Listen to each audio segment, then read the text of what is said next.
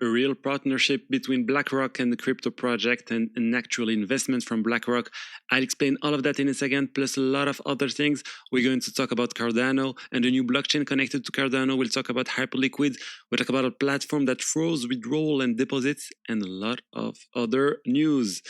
Hello everyone and welcome to Crypto Red, the crypto news channel. Let's start with the US jobs. The numbers that just came out were much better than expected. The economy is doing well, unemployment is going down, and job creation came in higher than forecast. Economists were expecting around 17,000 new jobs in January. We got 130,000 instead.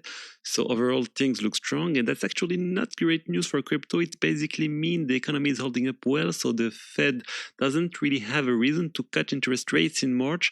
That's why the probability of a rate cut in March dropped sharply. Right now we're at 93% probability of absolutely no rate cut in March. After the jobs announcement, that probability moved from 80 to 93%, so that's where we stand on unemployment. I'll talk about BlackRock. No, you know what? Let's talk about BlackRock now. Before I get into the actual crypto project involving BlackRock, I want to mention this news. I found it in a sort of Financial Times associated newsletter called Ignite. It explains that BlackRock is currently in discussion with the SEC about tokenizing its ETFs. You know, BlackRock's iShares ETFs, the Bitcoin ETF, the Ether ETF, but it also applies to many other BlackRock products managing hundreds of billions of dollars. It would be absolutely massive if BlackRock actually follow through on that tokenization and manage to tokenize all these assets. We know this has been a strategy of BlackRock for a while. Larry Fink, the CEO of BlackRock, has talked publicly about tokenization as the future of finance, and this is the latest update reportedly. And this latest update reportedly comes from BlackRock's CFO, who made a statement about it. I wasn't able to access the full article, but we can see excerpts and summaries circulating. The CEO of Bitwise shared the commentary about it as well. What he says that the CFO basically says that he couldn't confirm whether this would happen in 90 days or 12 months, but it will happen, and that gives a time frame. Potentially, within less than a year, we could see all or a significant portion of BlackRock's ETF tokenized. That would be absolutely huge. And you know who's working with BlackRock on tokenization? BlackRock already has some products on chain like BUIDL, the BUIDL fund, and they work with the company called Securitize. Securitize handled the tokenization infrastructure for BlackRock. Now look at this news that just came out. I was shocked, honestly. There is an official partnership between Uniswap and Securitize to integrate BlackRock's BUIDL fund into decentralized finance. I'm looking directly at the press release. It's signed by Uniswap Securitize and BlackRock. It's a joint announcement. You've got a statement from executive at BlackRock, from Securitize, from Uniswap. This is a real partnership, not like some of the fake partnerships you sometimes see in crypto. For example, when people said BlackRock had a partnership with Ondo, in my opinion, that's not really a partnership. Ondo is just a client of BlackRock. That's different. Here, we're talking about deep integration between Uniswap and Securitize to bring BlackRock's fund on-chain in a meaningful way. It means BlackRock BUIDL fund will be tradable directly on Uniswap X, which is basically Uniswap meta exchange layer. Now, not everyone can buy BUIDL. You have to be whitelisted by BlackRock or Securitize. It's not open to the public. But for those who are authorized and hold BUIDL and can trade BUIDL, they now be able to sell it at any time through Uniswap X. And who's going to buy it? Well, market makers like Wintermute, Flowdesk, and others who are also whitelisted by Securitize. So yeah, they can step in and purchase the BUIDL token and convert them into USDC or handle the liquidity and handle all the liquidity side of things. So this is a real meaningful integration of BlackRock into DeFi through Uniswap. It's not marketing fluff, it's infrastructure level integration between traditional finance and decentralized finance. And honestly, that's a big deal. This is very good news for Uniswap. It really shows Uniswap credibility in the eyes of institutional investors. And if you look at the very end of the press release, what does it say? It says BlackRock also made a strategic investment within the Uniswap ecosystem. They're very vague with that sentence. They don't say whether they bought Uniswap tokens. They don't say whether they bought equity in the company behind Uniswap or something else. But it's really good. I believe I believe it's one of these two. I believe, if I had to guess, I'd say it's probably an equity investment in the company behind Uniswap Labs. From a regulatory standpoint, it's likely much easier for them. That seems like the most probable scenario in my opinion, but either way, it's clearly show BlackRock's confidence in tokenization, in crypto, and in decentralized finance. They're really pushing to build this on public blockchains. At the end of the day, tokenized funds like this are issues on public chains. This is the real integration of DeFi, or more precisely the integration of real-world asset (RWA) into decentralized finance. It's excellent news for crypto. It's excellent news for Uniswap, for BlackRock, and I think this is only going to grow. When you look at what BlackRock is preparing with its different funds, the ETF that are expected to come on chain, you can imagine that they could eventually be available on decentralized exchanges as well.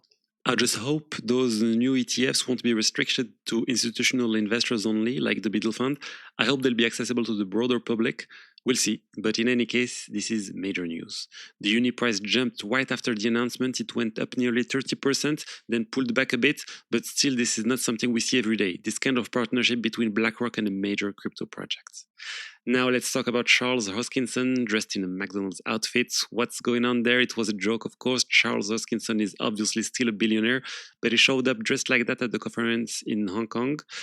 He made several announcements. One of them was a partnership with LayerZero to make the LayerZero interoperable assets available on Cardano. That's a good thing for Cardano. Cardano needs that kind of interoperability with multiple blockchain. It needs users, plain and simple. That's been one of the challenges of this blockchain. But more importantly, here's what I really wanted to show you. He said that the Midnight blockchain should launch next month. Midnight is a privacy-focused blockchain launched by Hoskinson's company. It's a new blockchain with a new token. It's with even two tokens. It's not the Cardano token. It's the Night token. The Midnight blockchain is presented as sort of a sister chain to Cardano because there's integration between the two. To simplify, in order to be a validator on Midnight, you have to be staker on Cardano. So there's a direct link between them. The goal of Midnight is essentially to be the Zcash or the Monero of the Cardano ecosystem, but they want to go further. They're saying the competitor aren't Monero or Zcash. They want to target the billions of people who don't even realize they need a privacy-focused blockchain. So how would it work? The idea is that on this blockchain, you choose which data you want to make public and which data you want to keep private. Unlike Monero, where everything is private by default, or Zcash, where it's kind of black or white, either full transparent or fully shielded, Midnight seems to aim for something in between. The Midnight token has been around for some time now, since December, if I remember correctly. Yeah, December 2025 was the launch according to CoinGecko. It currently shows a market cap of around $800 million and more than $1.2 billion fully diluted valuation. So clearly it's positioned around the privacy narrative. But I won't say this, they've been working on this for a long time. This is not something they just decided to launch because of what recently happened with Zcash or other privacy coins. I've been hearing about Midnight for at least a year. So yeah, they're not just riding the hype, but obviously what's been happening lately probably reinforced their conviction in the privacy-focused approach. Now, I also wanted to talk to you about a company called Blockfields. Blockfields is used by many exchange and various entities. It's a B2B platform, so we don't really know exactly who is using it. And that's what worries me, because it's a platform when you can lend crypto to Blockfields and then lend it out and generate interest, similar to several other platforms that ran into serious issues in recent years. And last week, Blockfields halted deposit and withdrawals on its platforms. What does that mean? It means that there are certain exchanges, we don't know which ones, that may potentially be using this company where part of the user's funds are held, and those funds can't currently be withdrawn. We don't have all the details yet, but bottom line, there is a risk. It's a risk you take when you use centralized platform, for example, to do lending that generates yield. I'm not talking here about staking, that's different. I'm talking about lending. Sometimes you see platforms offering yield on BTC, even though there isn't really a native staking on Bitcoin.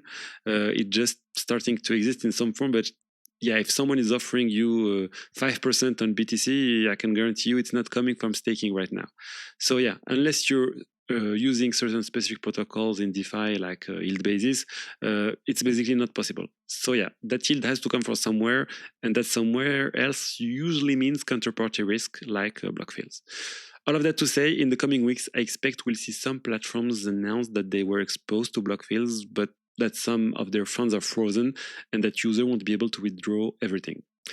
Now moving on, Hyperliquid just announced they're going to start using the CCTP protocol instead of the native Arbitrum bridge to deposit USDC into Hyperliquid.